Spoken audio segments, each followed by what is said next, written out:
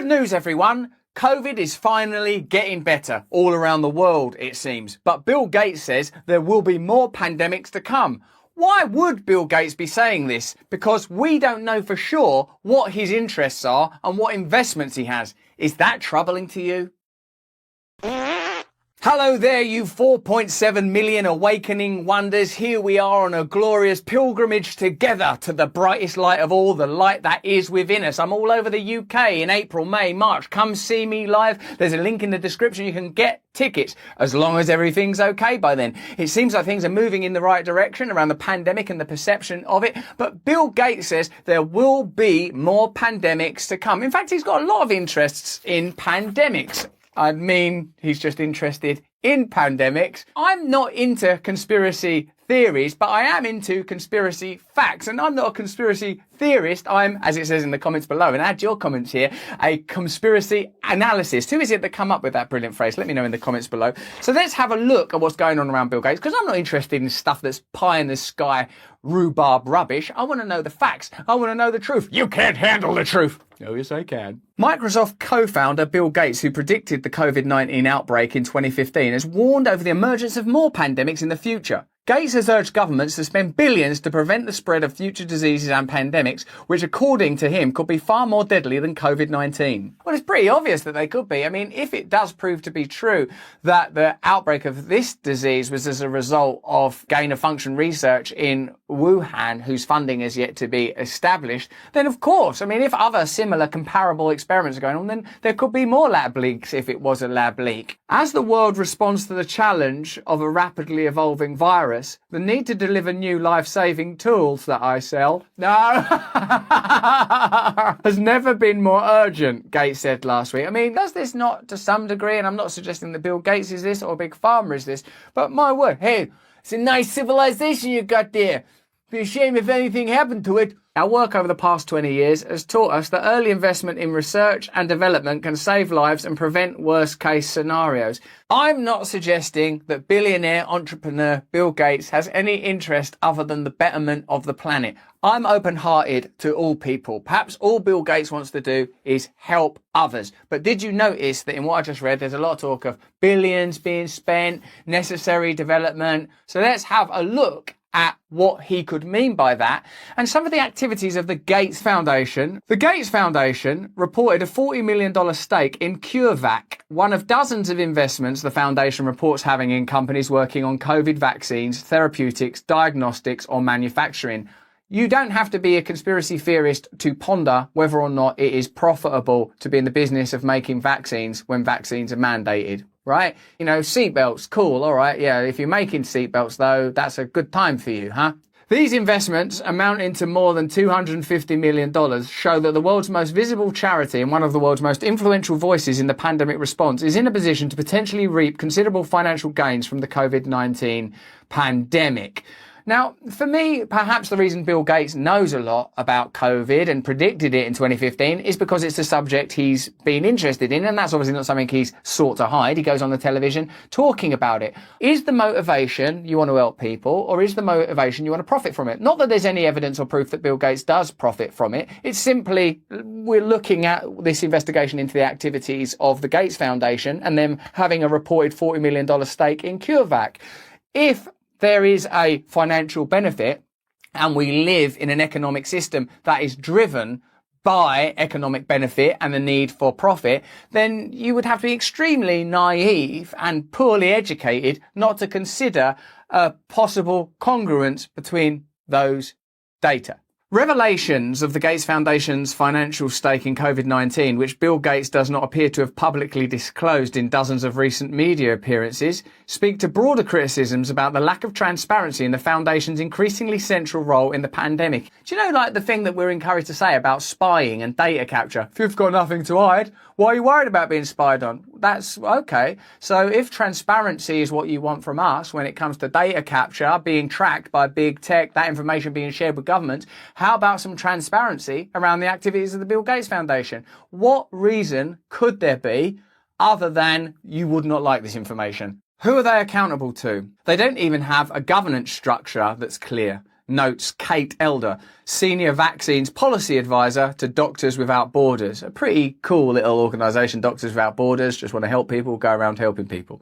Increasingly, I see less information coming from the Gates Foundation. They don't answer most of our questions. They don't make their technical staff available for discussions with us when we're trying to learn more about their technical strategy on COVID and how they're prioritising certain things. Those certain things presumably are, you take your own guess about what those priorities are. But that's interesting, isn't it, that Kate Elder, a Senior Vaccine Policy Advisor to Doctors Without Borders, is concerned.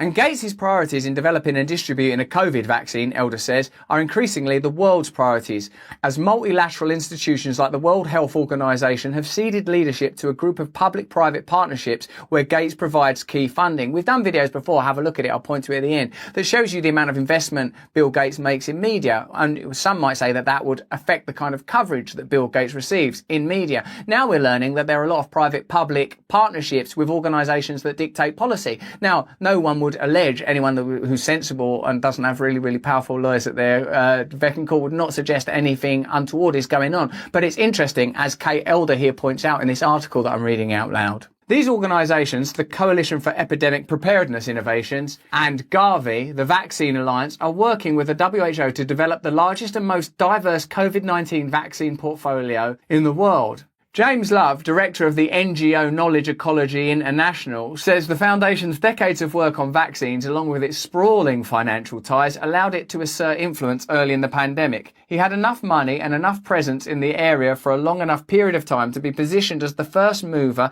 and the most influential mover. So people just relied upon his people and his institutions, says Love. In a pandemic, when there's a vacuum of leadership, people that move fast and seem to know what they're doing, they just acquire a lot of power. And he did in this case. That's interesting from James Love there, isn't it?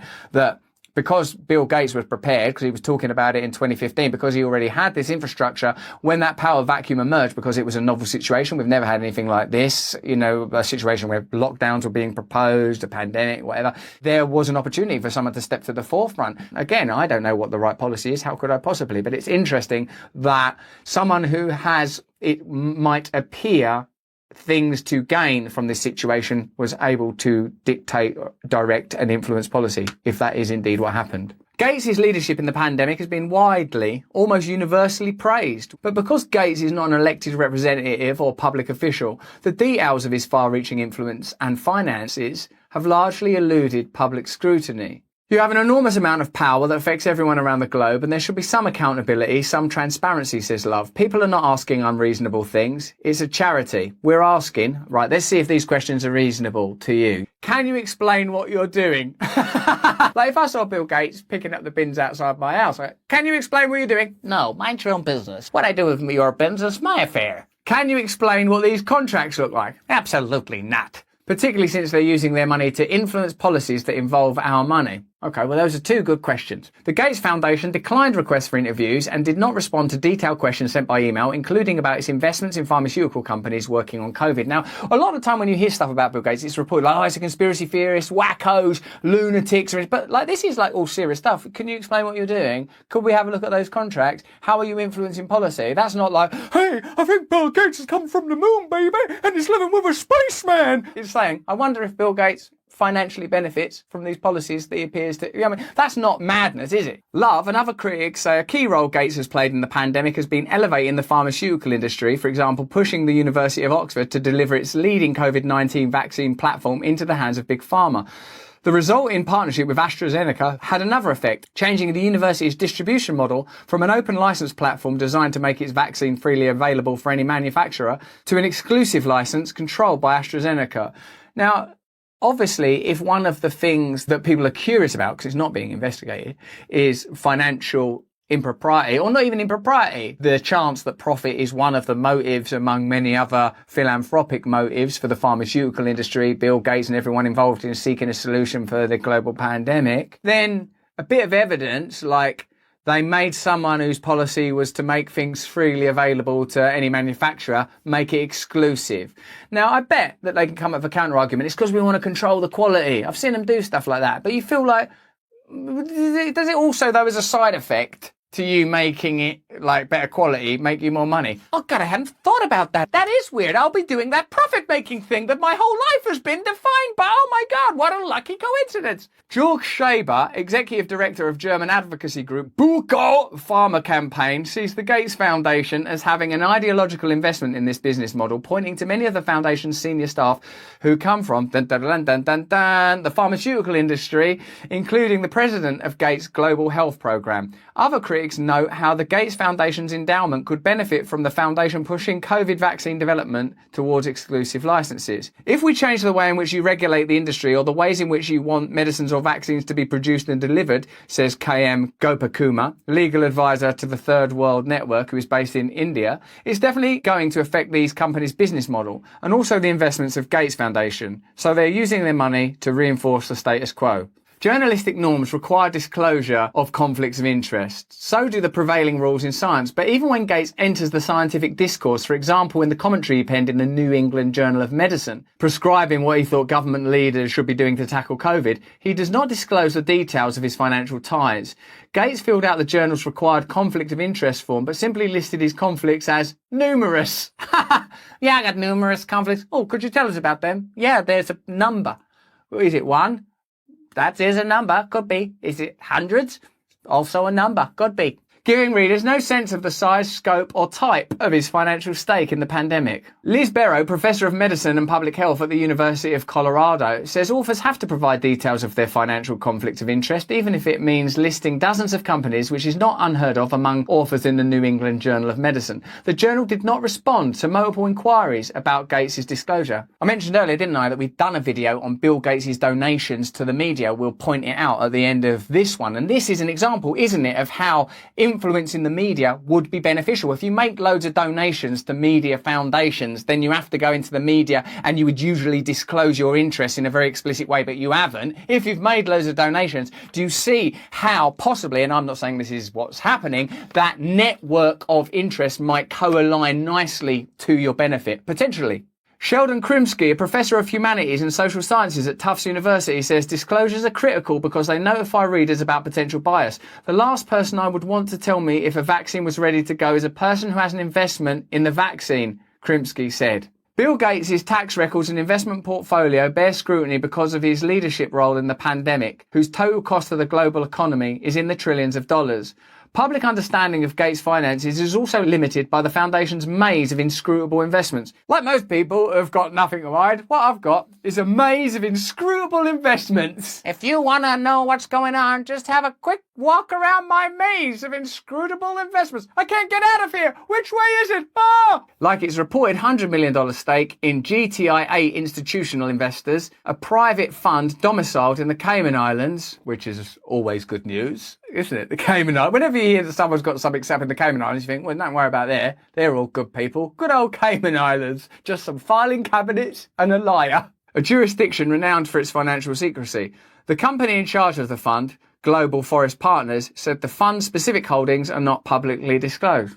Why would that be? While the Gates Foundation is a non-profit organisation, its endowment still generates billions of dollars in income, which to me sounds a bit like profit. More money over the last 5 years than the foundation has given away in charitable grants. That sounds like profit. If the pandemic does end up delivering a financial windfall to Bill Gates or his foundation, it may pale in comparison to the political boost he's received as Earth's de facto vaccine czar. I'm Earth's de facto vaccine czar. You can see me in the car. The windows are dark. The number plate's up there. You'll never know what goes on in there. His widely lauded role in the pandemic already appears to have helped institutionalise and normalise his political power in other areas where the foundation works. So of course I'm not saying that Bill Gates is doing anything other than helping the people of Earth. I'm a spiritual man, I'm an open-hearted man, and I like to approach individuals, no matter how powerful they are, with the best intentions and with an open heart. But this lack of transparency and this intersecting set of interests that would all lead potentially to profit, though I'm not saying that it does, all gives us legitimate cause surely for inquiry, and certainly I think it is a disservice to the great work of the many journalists and scientists cited even in this